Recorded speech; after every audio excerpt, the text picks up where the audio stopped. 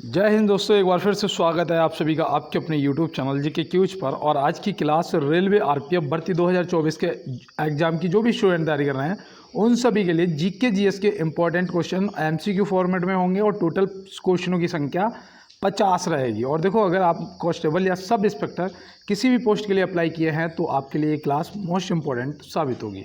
और देखो, यहाँ पे आप देख सकते हैं कि यहाँ पे काफ़ी मेरे दोस्त हैं जो मुझे प्रॉपर कमेंट करते हैं। जैसे कि यहाँ पे शुभम शर्मा कह रहे हैं नाइस सर। तो भैया शुभम, आपको बहुत बहुत धन्यवाद, थैंक यू यार।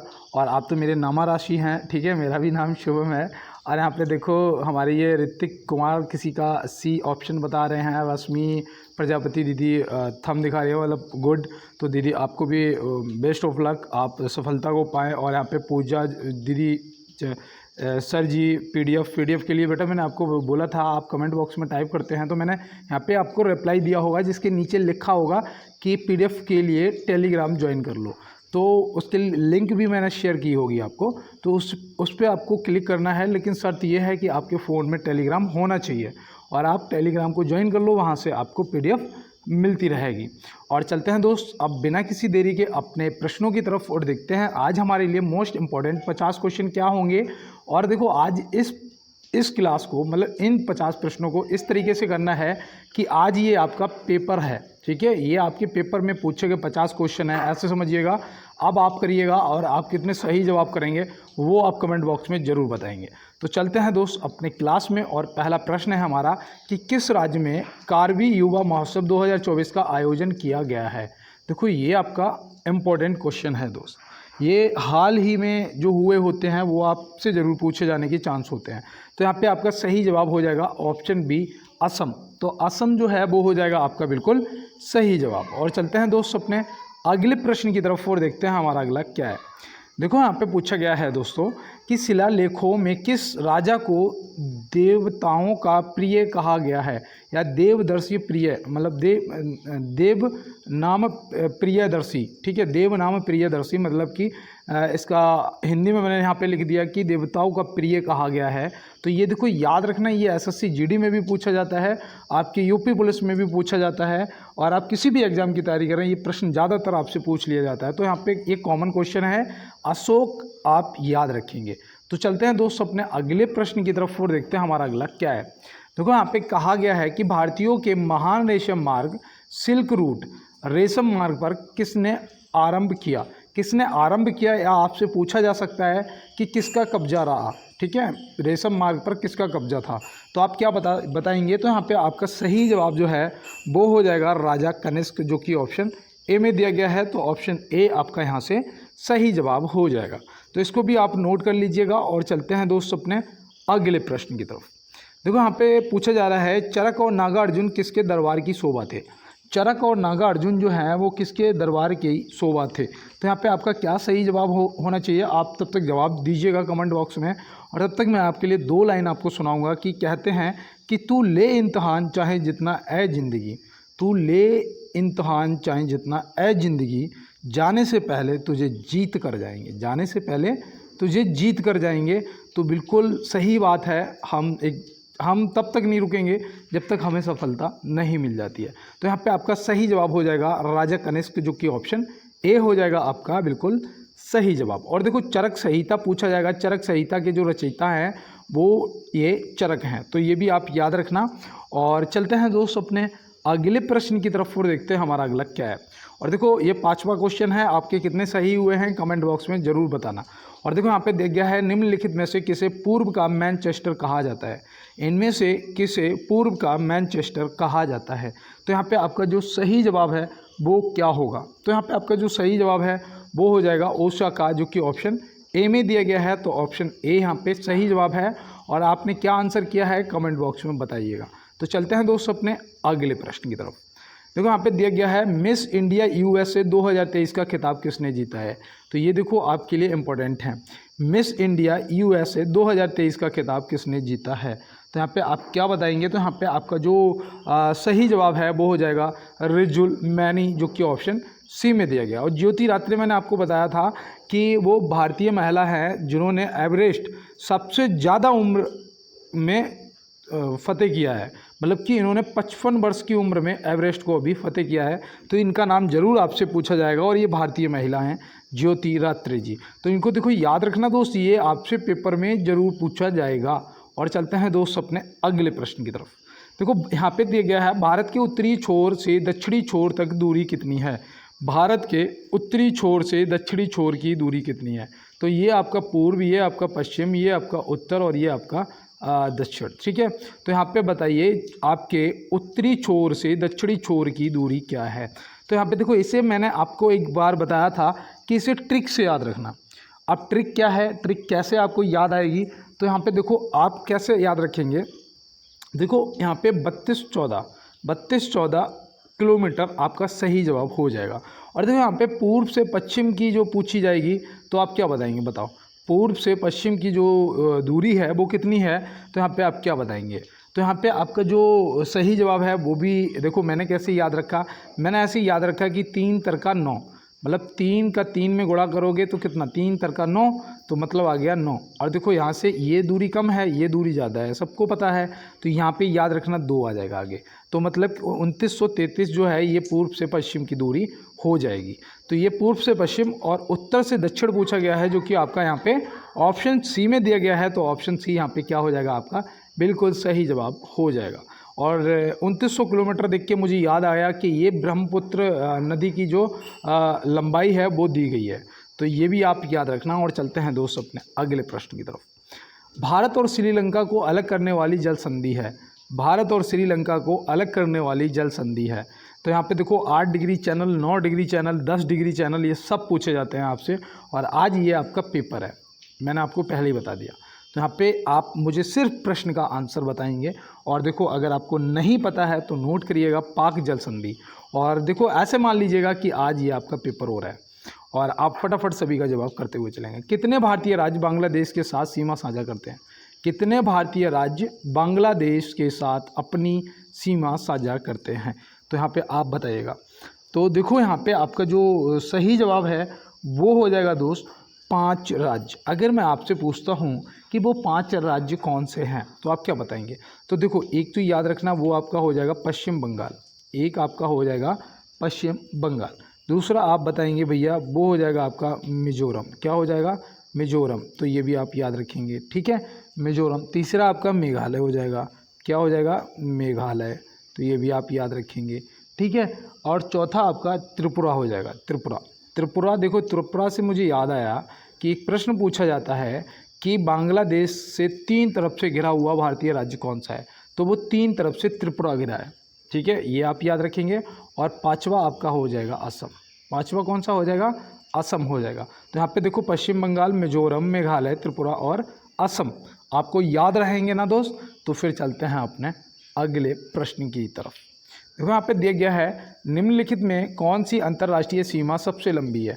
इनमें से कौन सी अंतर्राष्ट्रीय सीमा है जो सबसे लंबी है निम्नलिखित में से। तो इनमें से भारत पाकिस्तान, भारत चीन या भारत बांग्लादेश। तो ये प्रश्न देखो कई बार आता है तो हम भारत चीन या भारत पाकिस्तान कर देते हैं, लेकिन यहाँ पे सही जवाब आपका भारत और बांग्लादेश होगा। इनके बीच की जो सीमा रेखा है ना, उसकी लंबाई पता कितनी है, वो है 4096 किलोमीटर। कितनी है, 4096 किलोमीटर। तो ये भी देखो आपको याद रखना है दोस्त। और चलते हैं दोस्त अपने अगले प्रश्न की तरफ। कई बार क्या हो जाता है, जो मैं आपको एक्स्ट्रा बताता हूँ उसमें कभी कभी मुझसे गलत हो जाता है। मैंने ये चीज़ नोट करी है, मेरी गलती है, मैं स्वीकार करता हूँ। लेकिन पता क्यों हो जाता है, क्योंकि कई बार क्या होता है ना, जल्दी के चक्कर में मैं बताना कुछ चाहता हूँ और मेरे मुंह से कुछ निकल जाता है, तो ये जल्दबाजी में हो जाता है। और ये आपको पेपर के अंदर नहीं गलती करनी है, थोड़ा सा रुकना है, सोचना है और जवाब दे देना है, लेकिन सही। और देखो यहाँ पे दिया गया है, भारतीय वानिकी अनुसंधान एवं शिक्षा परिषद की पहली महिला निर्देशक कौन बनी। भारतीय वानिकी अनुसंधान एवं शिक्षा परिषद की पहली महिला निर्देशक कौन बनी है। तो ये देखो पहली महिला निर्देशक बनी है। तो ये देखो आपसे पूछा भी जा सकता है, तो याद रखना वो है कंचन देवी, जो कि ऑप्शन ए में दिया गया है और ये आपके करंट का है, ठीक है। तो वनिक या वानिकी लिखा हुआ मिलेगा तो आप याद रखेंगे अनुसंधान का। शिक्षा परिषद की पहली जो निर्देशक हैं वो कौन बनी, तो कंचन देवी बनी है। तो ये आप याद रखेंगे। तो चलते हैं दोस्त अपने अगले प्रश्न पे। देखो यहाँ पे दिया गया है कि लक्षद्वीप में कितने द्वीप समूह हैं। लक्षद्वीप में कितने द्वीप समूह हैं? तो ये देखो, ये प्रश्न भी आपके लिए इम्पोर्टेंट है, आपको पता होना चाहिए। तो ये आप याद रखेंगे कि ये आपका हो जाएगा 36। कितने हैं? 36 हैं। और यहाँ पे देखो एक चीज़ और याद रखना कि मलयालम और संस्कृत में लक्षद्वीप का जो नाम है वो क्या है? वो है 1 लाख द्वीप। क्या है? 1 लाख द्वीप। तो ये भी आप याद रखेंगे, 1 लाख द्वीप है, तो ये भूलना नहीं है, ठीक है। ये मलयालम और संस्कृत में है इसका नाम, क्या? 1 लाख द्वीप। तो लक्षद्वीप का नाम याद रहेगा ना आपको। और लक्षद्वीप में कितने द्वीप समूह हैं? तो आपके 36 हैं, आप याद रखेंगे। और चलते हैं मेरे सभी सूर्य अपने अगले प्रश्न की तरफ। गुजरात की सीमा किस पड़ोसी देश के साथ लगती है? गुजरात की सीमा किस पड़ोसी देश के साथ लगती है? तो मैंने हमेशा आपको ऐसे मैप बना के जब बताता हूँ कि इधर आपका अरुणाचल प्रदेश है पूर्व में, और पश्चिम में आपका गुजरात पड़ता है, और यहाँ पे देखिए ये आपका उत्तर में लद्दाख पड़ता है, और दक्षिण में आपका तमिलनाडु पड़ता है। तो ये देखो मैं आपको बताता रहता हूँ ना। तो यहाँ पे देखो, यहाँ पे कौन सा देश पड़ता है, और देखो यहाँ पे जो सही जवाब है वो हो जाएगा पाकिस्तान। तो पाकिस्तान ऑप्शन ए बिल्कुल सही जवाब हो जाएगा। कभी पाकिस्तान भी हमारे देश का हिस्सा हुआ करता था। हिस्सा क्या, हमारी अपनी ज़मीन है ये, बस बंटवारा हुआ था। वो तो मैं आपको बताते ही रहता हूँ, आपने पढ़ा भी होगा। और देखो यहाँ पे जो 47 का बंटवारा हुआ था, और यहाँ पे दिया गया है कि हाल ही में राष्ट्रीय आम दिवस कब मनाया गया है? Mango day. मैंगो डे जो है, आम दिवस जो है, वो कब मनाया गया है? तो आप यहाँ पे क्या बताएंगे? तो याद रखना 22 जुलाई, जो कि ऑप्शन बी में दिया गया है। तो ऑप्शन बी 22 जुलाई आपका सही जवाब हो जाएगा। 8 मार्च को ये कौन सी अंतर्राष्ट्रीय महिला दिवस मनाया जाता है ना, और 8 अक्टूबर को वायुसेना दिवस मनाया जाता है। क्या वायुसेना दिवस मनाया जाता है? तो ये भी देखो याद रखना है। तो चलते हैं फिर अपने अगले प्रश्न की तरफ और देखते हैं हमारा अगला क्या है। देखो यहाँ पे बोला गया है राज्यसभा का सदस्य बनने के लिए न्यूनतम आयु कितनी होनी चाहिए? राज्यसभा का सदस्य बनने के लिए न्यूनतम आयु कितनी होनी चाहिए? तो अब आप बताइएगा इस प्रश्न का सही जवाब। उस दिन मैंने लोकसभा का बताया था, आज आपको राज्यसभा का पूछ रहा हूँ। तो याद रखना वो हो जाएगा आपका 30 वर्ष। और देखो लोकसभा का अगर पूछेगा तो आप याद रखना लोकसभा का 25 वर्ष, ठीक है। और देखो 35 वर्ष जो है ये राज्यपाल और राष्ट्रपति बनने की न्यूनतम उम्र होती है। और देखो वोट देने की 18 वर्ष होती है, वोट करने की, ये भी आप याद रखेंगे। और देखो 21 वर्ष जो है ये ग्राम पंचायत का इलेक्शन लड़ने के लिए होती है। मतलब अगर कोई प्रधान बनना चाह रहा है ना भाई, कोई प्रधान बनना चाह रहा है तो 21 वर्ष आपकी उम्र होनी चाहिए। तो चलते हैं फिर अपने अगले प्रश्न की तरफ और देखते हैं हमारा अगला क्या है। देखो यहाँ पे बोला गया है जीवन स्मृति पुस्तक किसने लिखी है? जीवन स्मृति पुस्तक किसने लिखी है? और मैं आपको बता दूं दोस्त, आरपीएफ वाले भैया 2019 में ये प्रश्न पूछा गया था। अब इसे आप सही से याद करना है कि रविंद्रनाथ टैगोर जी। रविंद्रनाथ टैगोर जी। और हिंद स्वराज और मेरे सपनों का Bharat, my experiment with the तुझ, ये सब महात्मा गांधी जी की हैं। तो ये भी आप याद रखेंगे। और देखो Jawaharlal Nehru ji discovery of India, ये भी अब पूछा गया है आपके पेपर में, तो इसको भी आप याद रखेंगे। और चलते हैं अपने अगले प्रश्न पे। देखो यहाँ पे 17 नंबर क्वेश्चन आ चुका है, और मैं 1 मिनट के लिए रुकूंगा और यही कहूँगा कि हो सकता है मेरी बाड़ी पे माँ सरस्वती विराजमान हो, और जो भी स्टूडेंट इस टाइम मुझे सुन रहे हैं उन सभी को 100% इस बार वर्दी मिलेगी। इस चीज़ को आप याद रखना। और मैंने आपको, मैं कह रहा हूँ अपनी सच्ची आत्मा से, तो ये मेरी वाणी सिद्ध होगी। और देखो आप भी अपने भाई को यार एक बार सपोर्ट करने के लिए क्लास को लाइक वाला बटन ज़रूर दबाएंगे। मुझे पता है आप लोग मुझे बहुत सपोर्ट करते हो, दिल से करते हो। और एक बार चैनल को सब्सक्राइब, सभी जो नए दोस्त मेरे साथ जुड़े हैं आप सब्सक्राइब कर लेना, क्योंकि देखो 50 क्वेश्चन मैं आपको डेली करवाता हूँ। बेशक लेट हो जाऊँ लेकिन डेली करवाता हूँ। और साथ में एक बार अब ये जो क्लास की लिंक है अपने दोस्तों के साथ में शेयर कर देना, क्लास को शेयर कर देना यार।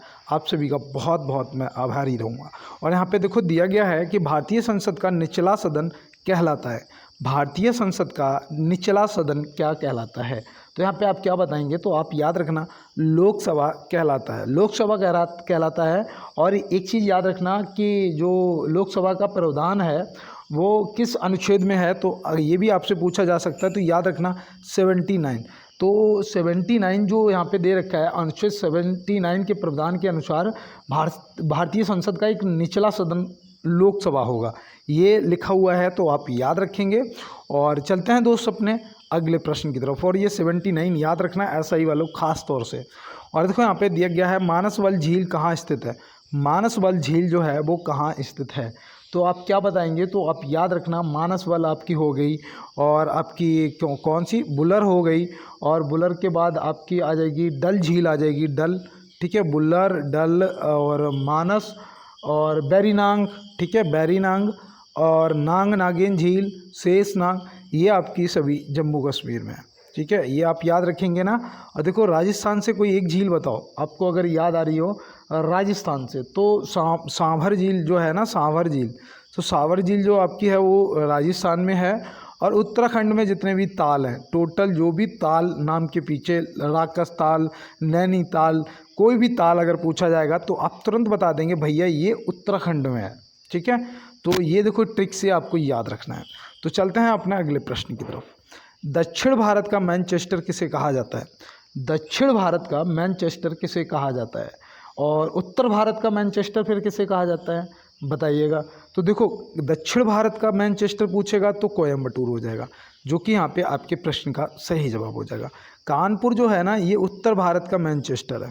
किसका, उत्तर भारत का मैनचेस्टर है, तो ये भी आप याद रखेंगे। लेकिन भारत का मैनचेस्टर पूछा जाएगा भारत का, तो अहमदाबाद है, तो ये भी देखो याद रखना, भारत का मैनचेस्टर अहमदाबाद, उत्तर भारत का कानपुर, दक्षिण भारत का कोयम्बटूर। तो यहाँ पे आपको सभी पता होने चाहिए, और आपने क्या जवाब किया है ये आप मुझे ज़रूर अवगत कराएंगे। और देखो यहाँ पे पूछा गया है बड़ी लाइन ब्रॉड गेज की पटरियों की चौड़ाई होती है। बड़ी लाइन जो ब्रॉड गेज की पटरियाँ होती हैं उनकी चौड़ाई जो है वो क्या होती है, तो यहाँ पे याद रखना वो होती है 1.676 मीटर, जो कि ऑप्शन ए में दिया गया है। तो यहाँ पे ये ऑप्शन ए आपको पता रहेगा ना, 1.676 मीटर। और देखो मीटर गेज की पूछेगा ना, मीटर गेज की, तो मीटर गेज की जो है वो 1 मीटर है, मीटर गेज की जो है वो 1 मीटर है। और जो नैनो गेज होता है ना, छोटी वाली पटरियाँ, नैनो गेज, तो नैनो गेज की भी याद रखना, नैनो गेज की जो चौड़ाई होती है वो 0.610 मीटर होती है। तो यहाँ पे ये भी आप याद रखेंगे। और चलते हैं दोस्त अपने अगले प्रश्न की तरफ। देखो यहाँ पे बोला गया है पश्चिम रेलवे का मुख्यालय कहाँ स्थित है। सॉरी, पश्चिम रेलवे का मुख्यालय कहाँ स्थित है, तो आप क्या बताएंगे। तो यहाँ पे आपका सही जवाब जो है आपने लगा दिया होगा, मैं लगा रहा हूँ अब, चर्च गेट मुंबई। लेकिन एक चीज़ और याद रखना, यहाँ पे चर्च गेट मुंबई, और यहाँ पे दूसरा आपसे पूछा जा सकता है कि मध्य रेलवे का, तो मध्य रेलवे का मुंबई सेंट्रल है, मध्य रेलवे का जो है वो मुंबई सेंट्रल है। तो ये भी देखो याद रखना। और कोलकाता बताओ, कोलकाता किसका है, तो कोलकाता भैया पूर्व रेलवे का है, पूर्वी रेलवे का जो है वो आपका कोलकाता हो जाएगा। तो पूर्वी रेलवे का कोलकाता, मध्य रेलवे का आपका मुंबई सेंट्रल, और ये पश्चिमी रेलवे का जो पूछा गया है चर्च गेट मुंबई। तो ये आपको याद रहेगा। और चलते हैं अपने अगले प्रश्न पे। तो यहाँ पे दिया गया है जमशेदपुर किस नदी के किनारे स्थित है। जमशेदपुर जो है वो किस नदी के किनारे स्थित है, तो जमशेदपुर तुरंत भैया बताएंगे कि स्वर्णरेखा, जो कि यहाँ पे ऑप्शन ए हो जाएगा। अब शिप्रा नदी अगर पूछ देगा तो बताओ, शिप्रा नदी के किनारे, तो वो है अवंतिका, या जिसे बोलते हो आप उज्जैन, ठीक है, जिसे आप बोलते हो उज्जैन। इसका नाम क्या था पहले, अवंतिका था ना, तो उज्जैन आप याद रखेंगे। सतलज नदी के किनारे अगर कोई आपको एक याद आ रहा हो तो बताओ, तो मुझे याद आ रहा है लुधियाना। लुधियाना जो है वो सतलज नदी के किनारे स्थित है। तो ये आप याद रखेंगे ना, भूल तो नहीं जाओगे। तो फिर चलते हैं अपने अगले प्रश्न की तरफ। और देखो मुझे लग रहा है आज थोड़ा सा आप लोग कम, जो इंटरेस्ट है ना वो बहुत कम लग रहा है मुझे। तो मैं देखो चलो आज आपको ना थोड़ा मोटिवेट कुछ एक चीज़ सुनाता हूँ कि कहते हैं कि जिस दिन मेहनत का सिक्का उछलेगा, जिस दिन अपनी मेहनत का सिक्का उछलेगा दोस्त, उस दिन हेड भी अपना होगा और टेल भी अपना होगा। मज़ा आया ना। जिस दिन अपनी मेहनत का सिक्का उछलेगा ना दोस्त, उस दिन हेड भी अपना होगा और टेल भी अपना होगा। तो चलते हैं फिर अपनी मेहनत का सिक्का ज़रूर उछालेंगे। और यहाँ पे देखो प्रश्न दिया गया है, और ये देखो इम्पोर्टेंट भी है आपके लिए, आपको पता होना चाहिए। और ये कह सकते हैं कि करंट अफेयर से पूछा जा सकता है कि प्रोजेक्ट उद्भव किसके द्वारा शुरू किया गया। प्रोजेक्ट उद्भव किसके द्वारा शुरू किया गया। तो ये देखो यहाँ पे भारतीय सेना दे रखा है, तो आप लगा देंगे, भारतीय सेना दे रखा है ना, आप लगा देंगे। आप याद रखना कि इसकी जो शुरुआत है वो अक्टूबर 2023 में हुई। वो कब हुई? अक्टूबर 2023 में हुई। और इसे जो प्रारंभ किया है ना वो रक्षा मंत्री राजनाथ सिंह जी ने किया था, तो उनके द्वारा ये लॉन्च हुआ है, तो ये भी आप याद रखेंगे। और ये क्या है ना, ये भारतीय सेना और यूएई की सेना के बीच क्या सैन्य अभ्यास वगैरह होते हैं ना, उनसे संबंधित है, तो ऐसे आप याद रखेंगे, ठीक है। प्रोजेक्ट उद्भव। तो चलते हैं फिर अपने अगले प्रश्न की तरफ। तो यहाँ पे पूछा गया है कि किस राज्य के अलीबाग सफ़ेद प्याज को जीआई टैग मिला। इसे पता मैंने कैसे याद करा, ये देखो, ये जो अलीबाग सफ़ेद प्याज है ना, ये इंसुलिन को कंट्रोल रखने के लिए, मतलब कमी नहीं होने देने के लिए, इंसुलिन ना लेना पड़े, तो उसके लिए ये बहुत ज़्यादा फ़ायदेमंद होता है। पहली चीज़, जैसे मैंने इसे याद रखा। अब ये कहाँ का है, तो ये भी आप याद रखेंगे। तो याद रखना महाराष्ट्र का है। कहाँ का? महाराष्ट्र का। तो ऑप्शन सी आपको याद रहेगा। देखो, जीआई टैग से आपसे प्रश्न पूछ लिए जाएंगे, भौगोलिक संकेत बोलते हैं जीआई टैग को, तो ये आप याद रखेंगे। और देखो, ये जो तमिलनाडु दे रखा है ना, इसकी एक हल्दी थी जिसका नाम था क्या, इरोड हल्दी थी शायद, इरोड हल्दी। तो इरोड हल्दी भी आप याद रखेंगे, ये तमिलनाडु की थी। और उत्तर प्रदेश के वाराणसी के याद रखना भी कौन सी, तिरंगा बर्फ़ी। देखो, तिरंगा बर्फ़ी मुझे याद आ गया, तिरंगा बर्फ़ी। तो तिरंगा बर्फ़ी और पान, ठीक है, ये हो सकता है कि आपसे पूछ लिया जाए। तिरंगा बर्फ़ी तो पूछेगा, तो ये आप याद रखेंगे। तो चलते हैं फिर अपने अगले प्रश्न की तरफ। रतौंधी रोग किस विटामिन की कमी से होता है? रतौंधी रोग जो है वो किस विटामिन की कमी से होता है? तो आप क्या बताएंगे यहाँ पे? अगर आपने देखो, विटामिन से संबंधित एक प्रश्न आपका पूछा जाएगा और आपको पता होना इम्पोर्टेंट है मेरे भाई, तो आप क्या बताएंगे? Vitamin A. और विटामिन बी से बेरी रोग होता है, बेरी रोग होता है ना विटामिन बी से। सी से स्कर्वी होता है ना, स्कर्वी। तो ये भी देखो याद रखना। और देखो, अगर आपको पता हो तो ए, बी और सी तीनों का आंसर आपको टाइप करना है। इन तीनों के रासायनिक नाम क्या हैं? इन तीनों के रासायनिक नाम क्या हैं? चलो, बी की जगह मुझे B1 का बता देना, ठीक है। और चलते हैं दोस्त अपने अगले प्रश्न की तरफ। वायुयानों के टायरों में कौन सी गैस भरी जाती है? अब देखो, यहाँ पे मेरे कितने दोस्त ऑक्सीजन को टिक करेंगे? करो भाई, कर दिया? गलत हो गया आपका। क्योंकि देखो, क्या होता है कि जब ये वायुयान उड़ता है या उतरता है, तो भाई क्या करते हैं कि जो उनके टायर खुलते हैं ना, उन टायरों को ब्रेक लगता है। लगता है ना, तो घर्षण होता है। तो क्या होता है, वो गर्म हो जाते हैं भाई, इतनी स्पीड पे होता है, और तो वो गर्म हो जाते हैं तो टेम्परेचर बढ़ जाता है। तो क्या हो जाएगा, टायर भाई आग पकड़ लेगा। लेकिन नाइट्रोजन जो है ना, नाइट्रोजन जो ऑप्शन ए में दिया गया है, नाइट्रोजन, तो नाइट्रोजन की वजह से क्या होता है कि वो आग नहीं पकड़ते हैं और उनका जो टेम्परेचर वो कंट्रोल रहता है। तो इसलिए आप याद रखना कि वायुयानों के टायरों में नाइट्रोजन भरा जाता है। और देखो, इसका वायुमंडल में 78% नाइट्रोजन पाया जाता है, और ऑक्सीजन जो है ये 21% पाया जाता है। तो ये भी आप याद रखेंगे। तो चलते हैं फिर अपने अगले प्रश्न की तरफ और देखते हैं हमारा अगला क्या है। देखो, यहाँ पे दिया गया है, गंगा सागर परियोजना किस नदी पर स्थित है? गंगा सागर परियोजना जो है वो किस नदी पर स्थित है? तो यहाँ पे आपका सही जवाब क्या होना चाहिए? तो आप तुरंत बताएंगे कि इसका सही जवाब भैया चंबल हो जाएगा। क्या हो जाएगा दोस्त? चंबल इसका बिल्कुल सही जवाब हो जाएगा। तो आप याद रखेंगे ना। और देखो, ये इम्पोर्टेंट हैं, ये आपके लिए इम्पोर्टेंट हैं, तो ये आप याद रखना। और देखो, यहाँ पे रावी भी दे रखा है, रावी। अब रावी पे आपको अगर पता हो तो बताओ। रावी पर रणजीत सागर है। कौन सा? रणजीत सागर बांध जो है, रणजीत सागर, ये रावी नदी पर है, पंजाब में पड़ता है, जम्मू कश्मीर और पंजाब के बीच में। ऐसे ही आप याद रखना। तो आपको ऑप्शन में पंजाब या जम्मू कश्मीर मिलेगा, ठीक है। तो ये आप बता देंगे। और चलते हैं दोस्तों अपने अगले प्रश्न की तरफ। दमन और दीव की सीमा रेखा किस भारतीय राज्य से मिलती है? दमन और दीव की जो सीमा रेखा है वो किस भारतीय राज्य से मिलती है? Very most important. और मुझे उस दिन किसी ने बोला भी था कि भैया जियोग्राफी से क्वेश्चन कराया करो। और देखो, हाँ यार, मुझे याद नहीं रहा। आज मुझे ना कमेंट बॉक्स में एक और दोस्त ने बोला यार कि अगर भैया पैसे चाहिए तो बताओ कितने पैसे चाहिए, आप अपना फ़ोन पे नंबर दे दो। भाई देख, मैं कोई नंबर नहीं देने वाला किसी को भी अपना फ़ोन पे। और दूसरा मैं अब बता दूं, देखो दोस्त यार, अगर कहते हैं कि हमारे बुजुर्ग कहते हैं कि कभी भी अगर दोस्त समस्या आए ना जीवन में, तो उससे अकेले निपटना यार। समस्या जब आए तो अकेले निपटना, और जब मौज आए ना, आराम आए, तो क्या करना है, तो सभी को साथ रखना है, तो सभी को साथ रखना है। तो दोस्त कोई बात नहीं है यार भाई, आपने बोला मुझे बहुत अच्छा लगा, आपको दिल से धन्यवाद, थैंक यू। और मैं जो समस्या हैं इन्हें बहुत जल्दी ख़त्म कर लूँगा, ऐसा कुछ नहीं है। और आपने बोला मुझे बहुत अच्छा फील हुआ, इसलिए मैंने 1 मिनट रुक के आपको धन्यवाद कहना चाहा। और यहाँ पे देखो अब प्रश्न पे चलते हैं। दमन और दीव की सीमा रेखा किस भारतीय राज्य से मिलती है? तो इसका आपको जवाब करना है, तो आप यहाँ पे क्या बताएंगे? तो यहाँ पे आपका सही जवाब जो है वो हो जाएगा गुजरात, ऑप्शन बी आपका बिल्कुल सही जवाब हो जाएगा। तो चलते हैं दोस्त अपने फिर अगले प्रश्न की तरफ और देखते हैं हमारा अगला क्या है। देखो यहाँ पे बोला गया है हमारे शरीर में सबसे छोटी हड्डी हमारे किस अंग में पाई जाती है? हमारे शरीर में सबसे छोटी हड्डी हमारे किस अंग में पाई जाती है?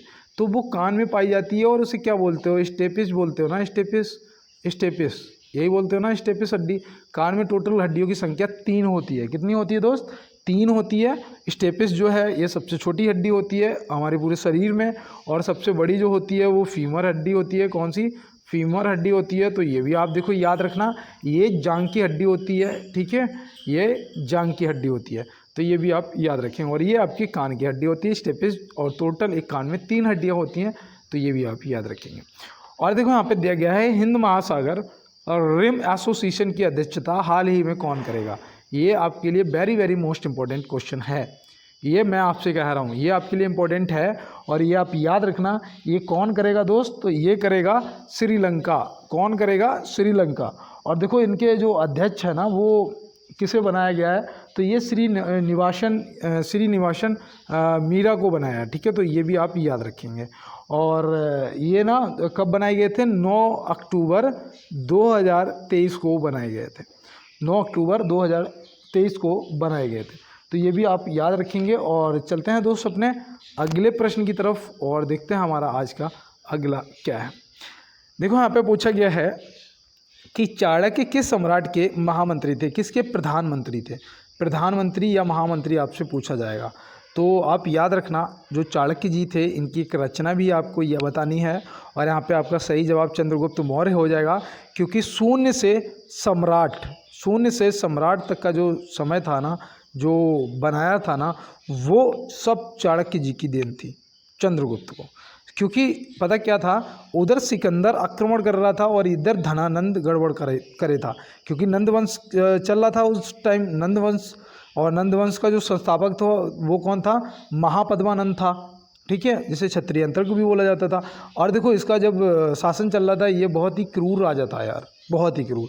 मैंने ना इसको पूरा चंद्रगुप्त मौर्य का जो पूरा एपिसोड, कलर्स पे पूरा एपिसोड देखा है, और पता है क्या था, तो याद रखेंगे। और इनकी अर्थशास्त्र पुस्तक को भी याद रखेंगे। तो इधर धनानंद को भी उखाड़ के फेंकना था और उधर सिकंदर को भी रोकना था। तो एक छोटे से बालक चंदू को चंद्रगुप्त मौर्य सम्राट बनाने तक का सफ़र जो था वो आचार्य चाणक्य का था। तो इस चीज़ को आप याद रखेंगे। और चलते हैं दोस्त अपने अगले प्रश्न की तरफ।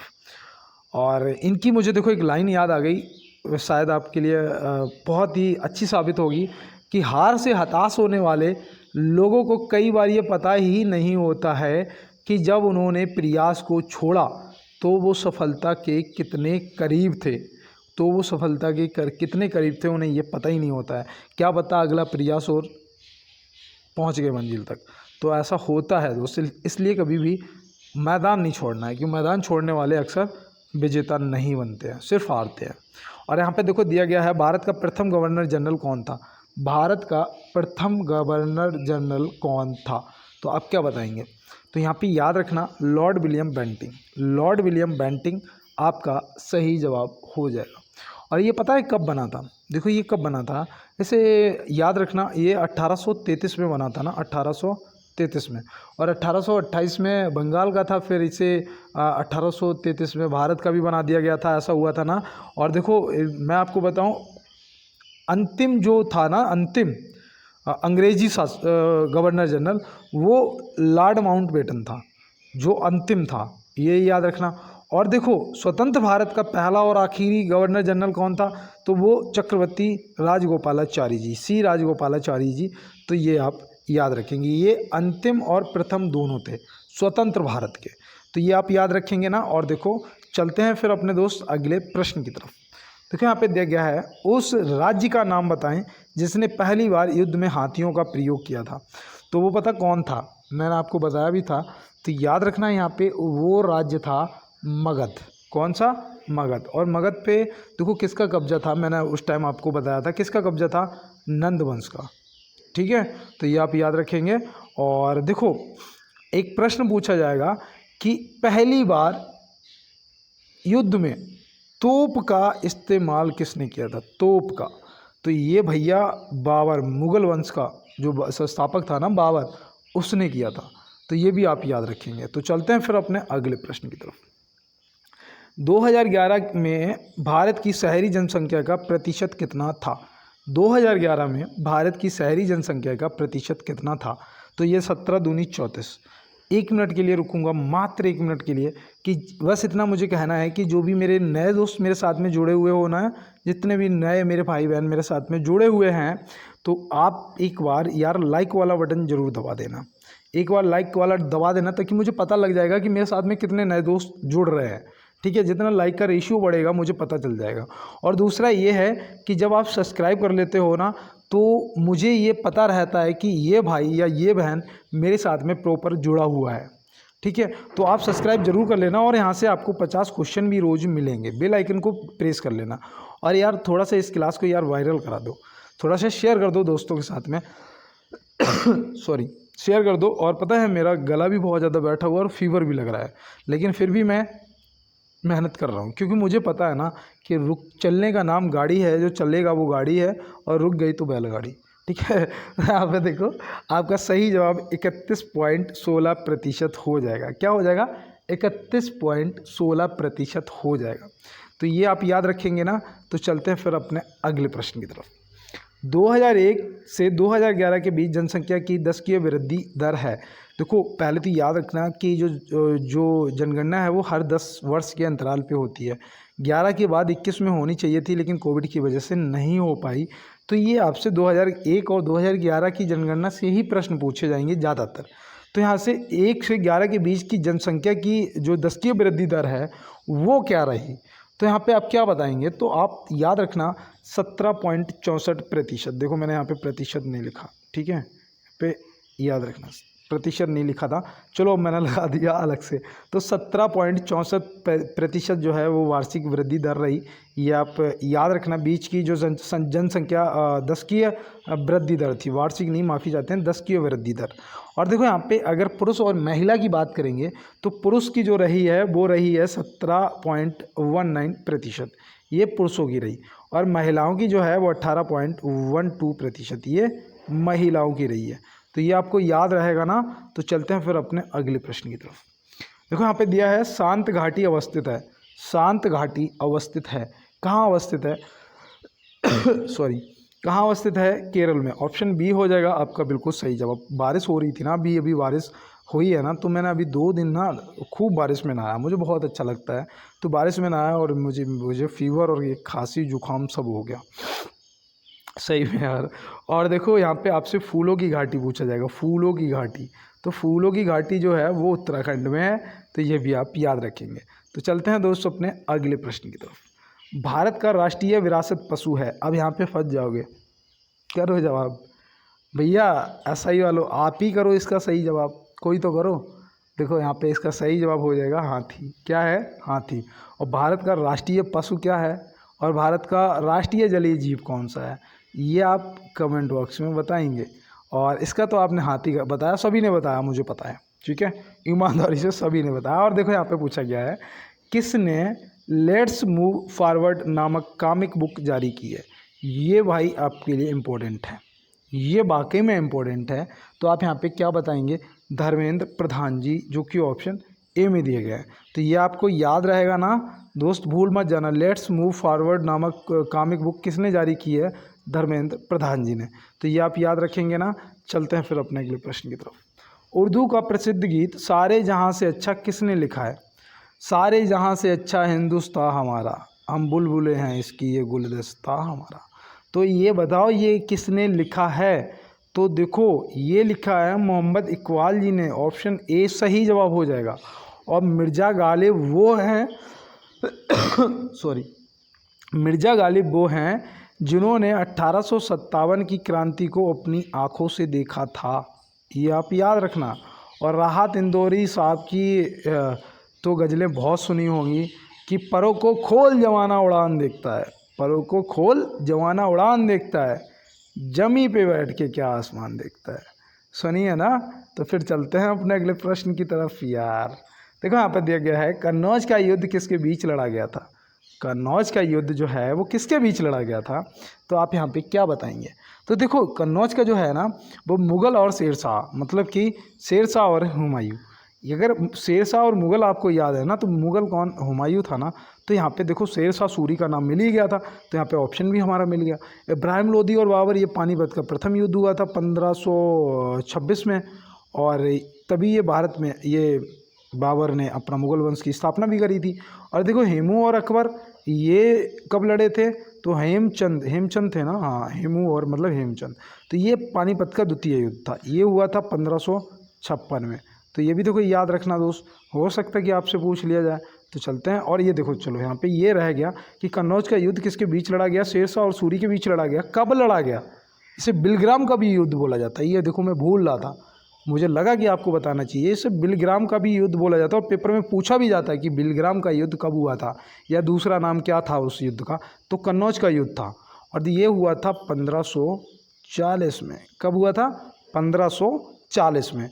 तो ये देखो ये पता क्या होता था, ये पहले मुझे भी याद नहीं होते थे, जब से मैंने लिखना स्टार्ट कर दिया ना तब से मुझे याद होना स्टार्ट हो गया, सच में यार, ईमानदारी से बता रहा हूँ।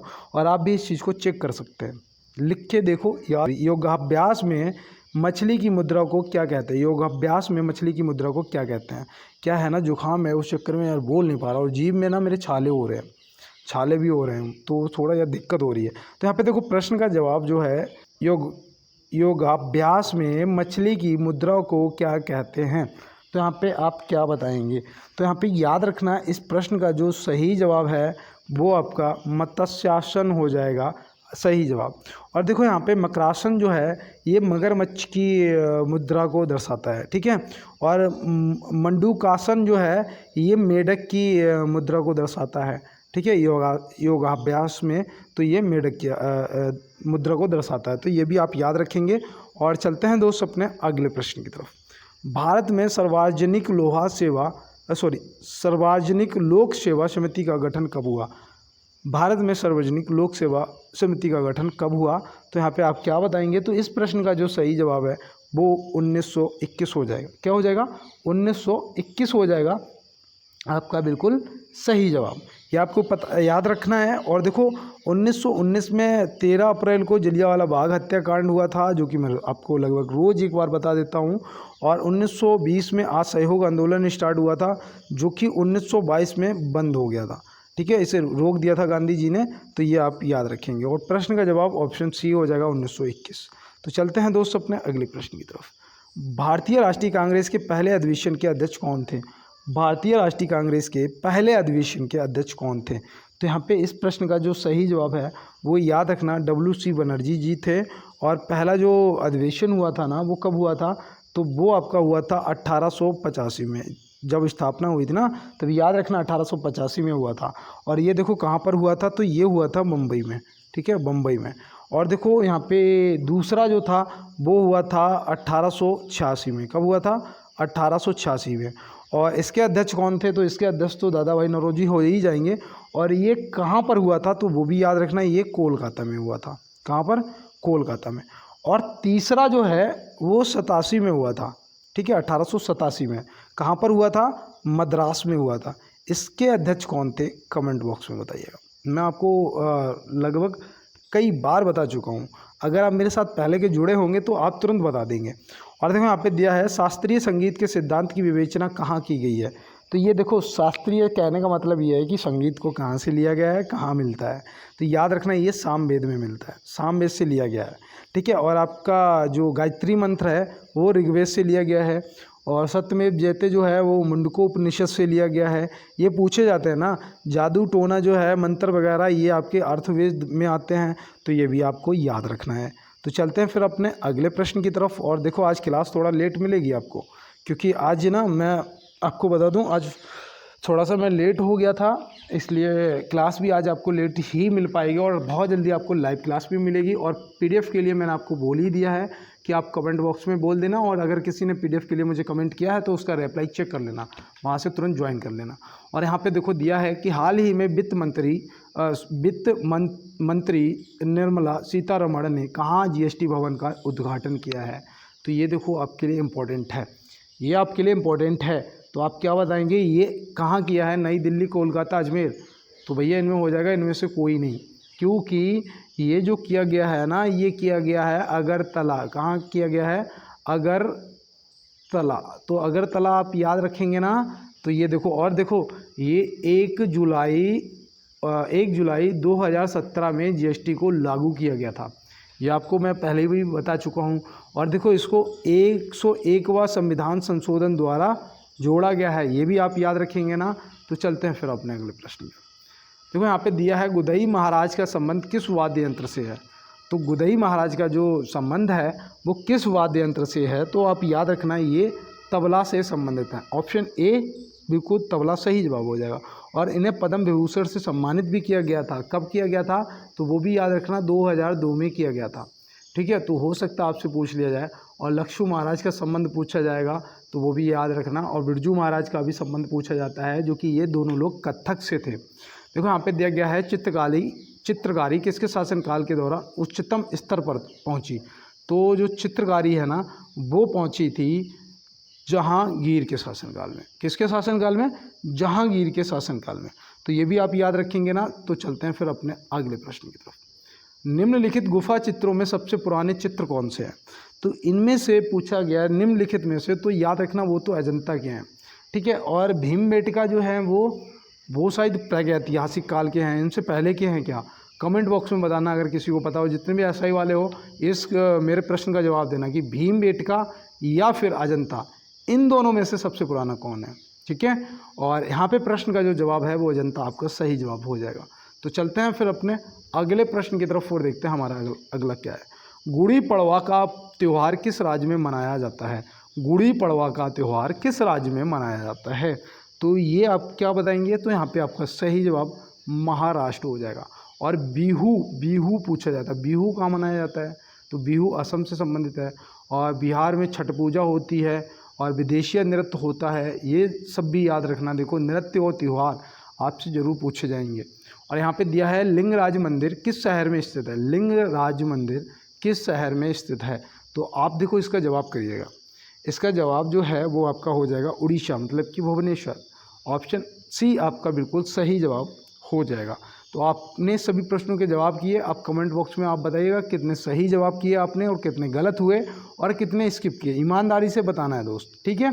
और ऐसा कुछ नहीं है, देखो जो सच्चाई है ना वो कभी नहीं छुपने वाली, तो आप उससे मत भागो। आपने जो वाकई में आपने किया है उसे बताओ कि मैंने इतना किया है, ताकि आपका टारगेट रहेगा कि इस बार अगर मैंने 40 कर पाए तो मैं नेक्स्ट टाइम 40 प्लस करूँगा, मैं 45 करके जाऊँगा या मैं 50 करूँगा, ठीक है, 50 में 50 करूँगा। तो ये कॉन्फिडेंस होना चाहिए। और देखो दोस्त, बहुत अच्छा सहयोग किया आप सभी ने। और जिस भाई ने मुझे दोबारा कमेंट किया था कि भैया कितने आपको मनी चाहिए, कितने पैसे चाहिए, तो भैया आपका बहुत बहुत धन्यवाद। फिर से मैं कह रहा हूँ, मुझे किसी से कुछ भी पैसे नहीं चाहिए। और देखो मिलते हैं दोस्त नेक्स्ट क्लास में नेक्स्ट प्रश्नों के साथ में। तब तक के लिए मेरे सभी दोस्तों को मेरा जय हिंद।